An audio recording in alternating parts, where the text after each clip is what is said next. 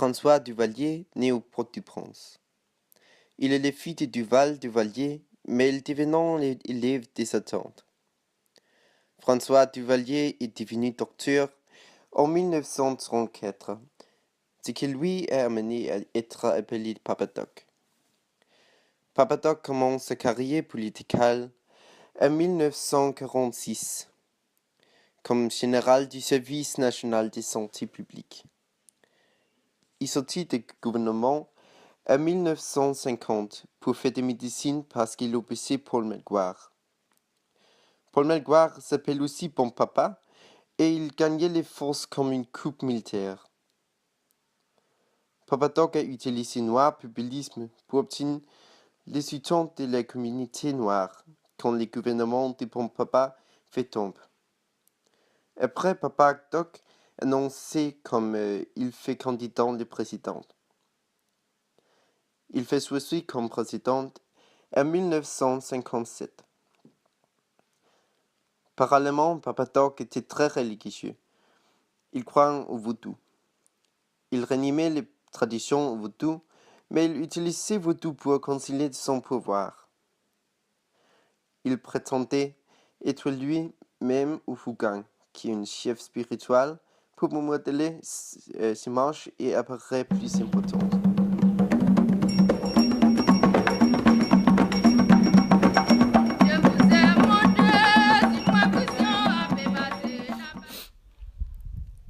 Le tonton Macoute. En septembre 1957, Papa Doc a été élu président et avec son conseiller principal, Clément Babot, il s'organisait le Militaire Force Tonton Macoute. Le Tonton Macoute était une organisation qui assassinait, faisait le violer, volait les femmes mariées, bref, il faisait ce qu'il voulait.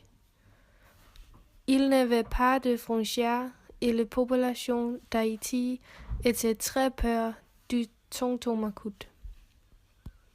En 1971, la tonton Macoute devenait changer le nom de milice de volontaires de la sécurité nationale. Bien que l'organisation n'existe plus, l'héritage de la violence paramilitaire et de la brutalité continuait à influer sur la culture politique et économique haïtienne.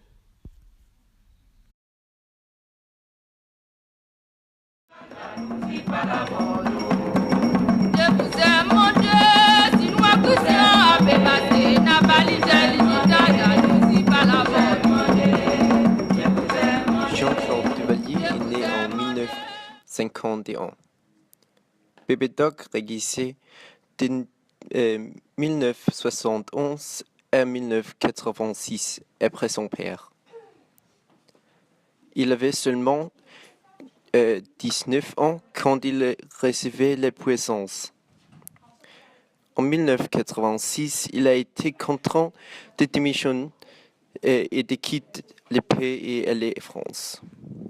Il est mort en 2014. En 1970, Baby Doc devint un chant de Michel Bennett qui est très dramatique et très formel. En 1980, Baby Doc fait marier avec Michel Bennett et ce mariage coûte 2 millions US dollars.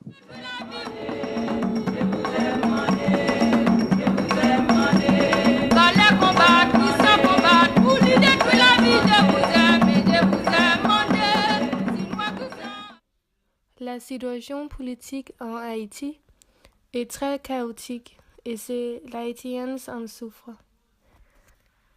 C'est des organisations de charité qui font des services sociaux pour les habitants d'Haïti, par exemple en forme de l'éducation et l'hygiène.